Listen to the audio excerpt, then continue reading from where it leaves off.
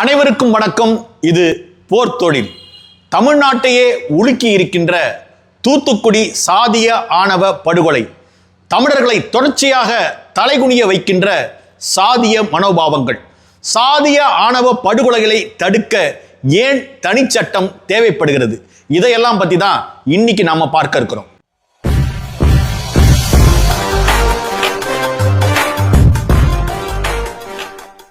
இந்திய சமூகத்தை பத்தி அண்ணல் அம்பேத்கர் ஆய்வு செய்தது போல வேறு எந்த அறிஞரும் ஆய்வு செஞ்சதில்லை. இந்திய சமூகத்தை ஒரு சாதிய சமூகமாக அம்பேத்கர் கட்டமைக்கிறார். இந்த சாதிய சமூகம் என்பது ஒவ்வொருவரோட உணவு பழக்கத்திலிருந்து, உடையிலிருந்து, அவரோட அன்றாட தேவைகளிலிருந்து அனைத்திலுமே இந்த சாதிய பழக்க வழக்கம் பரவி கிடக்குன்னு அம்பேத்கர் சொல்றார். சொல்ல போனா இந்தியாவில் சாதி போன்று நுட்பமா பரவி இருக்கிற வேற எந்த பழக்க வழக்கமும் இல்லைங்கிறத அம்பேத்கர் உறுதிப்படுத்துறார். கிட்டத்தட்ட பல நூறு ஆண்டுகளாக இந்த நாட்டில் சாதிங்கிறது வேரூன்றி இருக்கு. அதற்கு மூல காரணமா இருக்கிறது ஒவ்வொரு மனித மனமும் தனக்கு கீழாக ஒருவன் இருக்க வேண்டும் என விரும்புவதுதான் என்று அண்ணல் அம்பேத்கர் சாதியத்தின் தோற்றத்தை பற்றி ஆய்வு செய்கிறார். அண்ணல் அம்பேத்கரை பத்தி பேசுறப்போ அவருடைய சாதியை அழித்தொழித்தல் என்ற புத்தகத்தை பத்தி பேசாம இருக்க முடியாது. அப்படி இந்த சாதியை அழித்தொழித்தல் என்பது மிக தீவிரமாக தேவைப்படுகின்ற காலத்துல நாம் இருக்கிறோம். அறிவியல் வளர்ச்சி, தொழில்நுட்ப வளர்ச்சி என்று ஏராளமான வளர்ச்சி பெற்றிருக்கின்ற இந்த காலகட்டத்தில் கூட இன்னும் சாதிக்காக ஆணவ படுகொலைகள் நடப்பது மிக கேவலமா இருக்கு. சொல்ல போனா தமிழர் என்ற தேசிய இனம் ஒரு இன அழிவை பார்த்த இனம், ஒரு அடிமை தேசிய இனம். இந்த இனமே அடிமை. இந்த அடிமை இனத்துல பிறந்த ஒவ்வொருத்தவங்களுக்கு தங்களுக்கு கீழாக இன்னொருத்தவங்க இருக்கிறாங்கிற மனோபாவம் இருக்கு பாருங்க. அந்த மனோபாவம் கொடிய மனநோயா மாறி இன்றைக்கு சாதிய ஆணவ படுகொலைகள் அடிக்கடி நடக்க தொடங்கி இருக்கின்றன. அதுல சமீபத்தில் தூத்துக்குடி மாவட்டத்தில் நடந்த சாதிய ஆணவ படுகொலை நம்ம எல்லாம் மிகவும் பாதிச்சிருக்கு. தமிழர் என்ற தேசிய இனத்தில் பிறந்த நம் ஒவ்வொருவரையும் தலைகுனிய வச்சிருக்கு. கொலை செய்யப்பட்ட தம்பி கவின்குமார் தன் நண்பர்களோட இருந்த வீடியோ காணொளிகளை நாம பார்க்க முடிஞ்சிச்சு. எவ்வளவு உல்லாசமாகவும் எவ்வளவு உற்சாகமாகவும் எல்லோருக்கும் மகிழ்ச்சியை பரப்பக்கூடிய வகையில் இருக்கக்கூடிய அந்த தம்பி கவின்குமார் கொலை செய்யப்பட்டது என்பது எதனாலையும் ஏற்றுக்கொள்ள முடியல. மேலும் அந்த தம்பி கவின்குமாரும் அந்த பொண்ணும் இணைந்திருந்த புகைப்படங்கள் சமூக வலைதளங்கள்ல பரப்பப்படுது. இளம் ஜோடிகளாக திருமணம் செய்து கொண்டு வாழ வேண்டிய தம்பி கவின்குமார் கொலை செய்யப்பட்டது என்பது மனித தன்மையற்ற செயலாகவே பார்க்க வேண்டியிருக்கு. உண்மையிலேயே என்ன நடந்ததுங்கிறத முதல்ல பார்த்துருவோம்.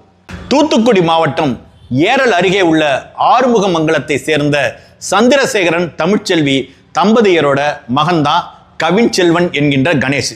26 வயது நிரம்பிய இவர் சென்னை ஐடி நிறுவனம் ஒன்றில் மென்பொறியாளராக வேலை பார்த்து வந்துள்ளார். இவர் நெல்லை பாளையங்கோட்டை கேடிசி பகுதியில் இருக்கிற சரவணன் கிருஷ்ணகுமாரி தம்பதியரின் மகளை காதலித்து வந்திருக்கிறார். சரவணன் கிருஷ்ணகுமாரி இவங்க ரெண்டு பேருமே காவல்துறையை சேர்ந்தவங்க. மணிமுத்தாறு பட்டாலியன் காவல் சார்பு ஆய்வாளர்களாக இவர்கள் இருவரும் பணிபுரிந்து வராங்க. இவர்களது குடும்பம் இதற்கு முன்பாக தூத்துக்குடியில இருந்தப்ப இவர்களது மகளும் கவினும் ஒரே பள்ளியில படித்து வந்ததுனால ரெண்டு பேருக்கு நட்பு ஏற்பட்டு அதுவே பின்னால காதலா மாறி ரெண்டு பேரும் ஒருவருக்கொருவர் மிகவும் விரும்பி வந்திருக்கிறாங்க. இந்த காவல்துறை தம்பதியருக்கு சுர்ஜித்னு ஒரு மகன் இருக்கிறார். கவின் சென்னையில சாப்ட்வேர் இன்ஜினியரா வேலை பார்த்து வந்த நிலையில விடுமுறைக்காக சொந்த ஊருக்கு வந்திருக்கிறாரு. உடல் நலம் இல்லாம இருந்த அவரது தாத்தாவுக்கு சிகிச்சை அளிப்பதற்காக பாளையங்கோட்டை கேடிசி நகர் பகுதியில் உள்ள ஒரு சித்த மருத்துவமனைக்கு ஞாயிற்றுக்கிழமை 2 சக்கர வாகனத்துல கவின் அவங்க தாத்தாவை அழைச்சிட்டு வந்திருக்கிறாரு. கவின் பாளையங்கோட்டை வந்திருப்பதை அறிந்த அவரது காதலியின் சகோதரரான சுர்ஜித் அரசு மருத்துவமனைக்கு சென்றிருக்கிறார். கவினை சுர்ஜித் அழைத்து பேசிய போது ஏற்பட்ட வாக்குவாதத்தில் அந்த சுர்ஜித் கவினை சாதிய ஆணவ படுகொலை செய்திருக்கிறார். இதுதான் நமக்கு முதலாக கிடைத்த தகவல்.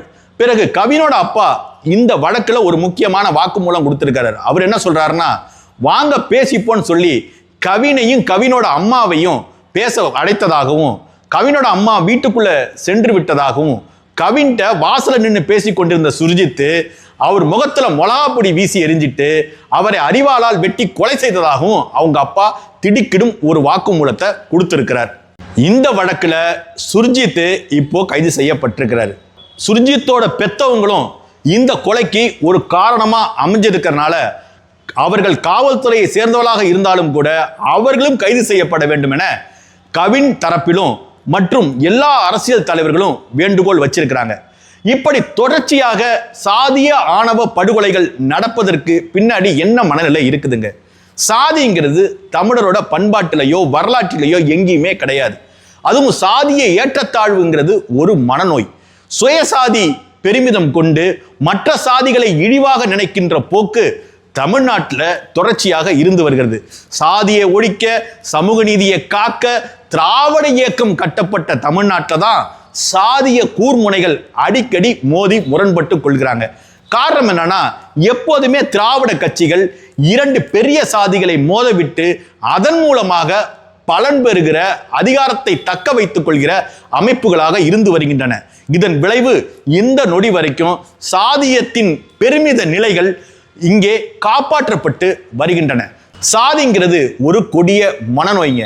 சாதியினால ஒருத்தர் உயர்ந்தவரும் ஆயிர முடியாது, தாழ்ந்தவரும் ஆயிர முடியாது. ஆனா வரலாற்றில் பார்த்தீங்கன்னா காலம் காலமாக இந்த சாதியை சொல்லி ஒரு குறிப்பிட்ட மக்களை தாழ்த்தப்பட்ட மக்களாக நினைத்து, சொல்லப்போனால் சக மனிதர்களாக கூட மதிக்காமல் இந்த காலகட்டத்திலையும் வாழ்ந்து வருவது என்பது மிகவும் கேவலமா இருக்குதுங்க.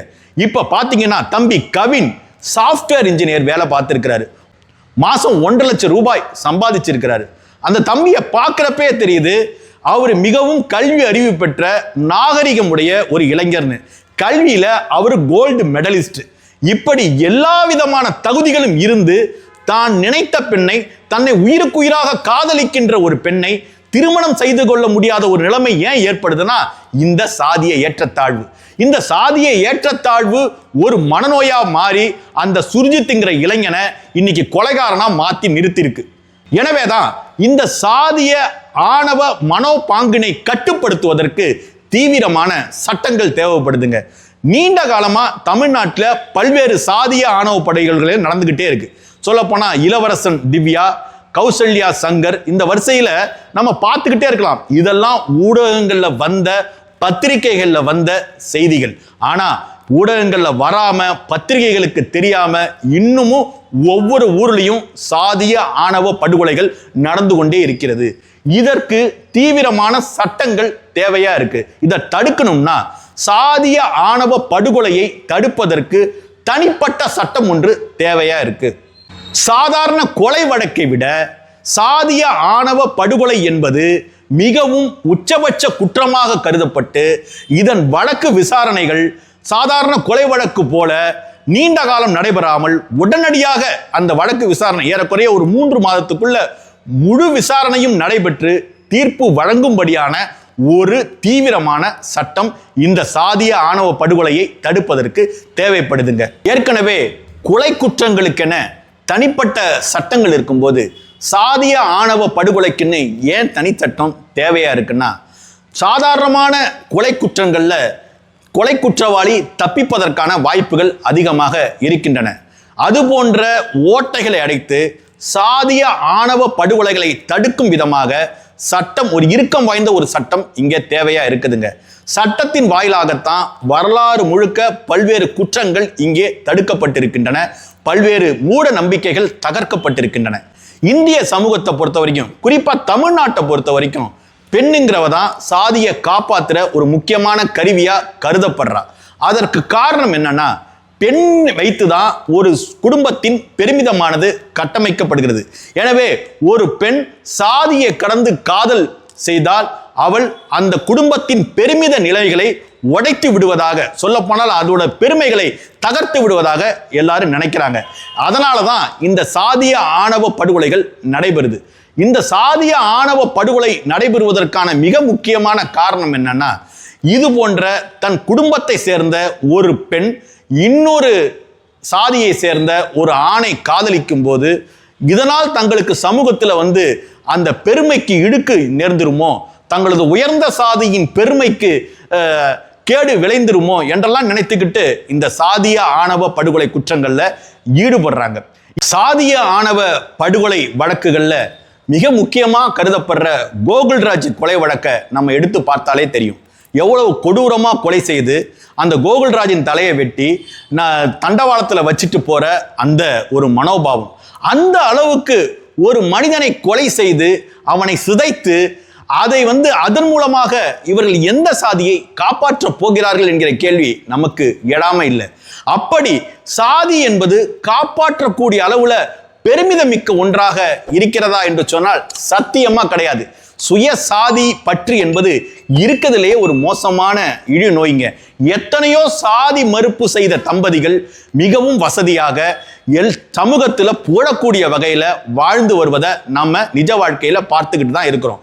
சாதி மறுத்து திருமணம் செய்வதாலேயே ஒரு பெண்ணோட வாழ்க்கையோ ஒரு ஆணோட வாழ்க்கையோ அத்தோட முடிந்து போவதில்லை. மாறாக சமூகத்தில் எல்லாரும் போலையும் வாழ்ந்துவிட முடியும் என்பதற்கு சமூகத்தில் கோடான கோடி உதாரணங்கள் இருக்கு. பாலாஜி சக்திவேல் காதல்னு ஒரு திரைப்படத்தை இயக்கியிருப்பாருங்க. தமிழில் வெளிவந்திருக்கிற மிக முக்கியமான திரைப்படங்களில் ஒன்றாக காதல் விளங்குதுங்க. இன்னைக்கு பார்த்தாலும் அந்த காதல் திரைப்படத்தில் வருகிற அந்த இறுதி காட்சி நம் மனதை ஏதோ பண்ணுதுங்க. திரையரங்கில் உட்கார்ந்து இருக்கிறப்ப காதலை பற்றி காதலுக்கு ஆதரவாக சிந்திக்கின்ற பொது மனம் தன் குடும்பம்னு வரப்ப காதலுக்கு எதிராக நிற்பது என்பது மிக மோசமான கொடிய மனநோய்ங்க. சாதிங்கிறது ஒருத்தவருக்கு அடையாளமாகவோ ஒருத்தவருக்கு தகுதி உயர்வாகவோ ஒருத்தவருக்கு தகுதி குறைவாகவோ இருக்க முடியாதுங்க. சாதி என்பது தமிழரின் வாழ்வில் இடையில வந்த ஒரு கொடிய ஒரு பின்னடைவு.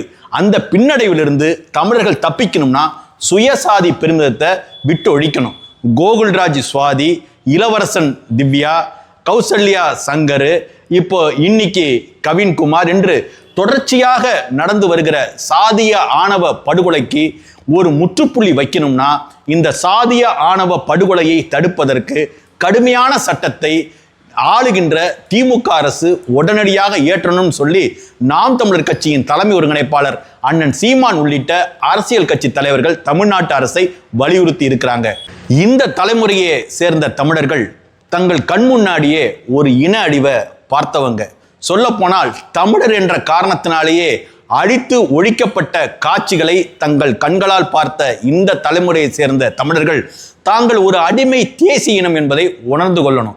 அடிமை தேசிய இனத்தில் உயர்ந்தவங்களும் இல்லை, தாழ்ந்தவங்களும் இல்லை.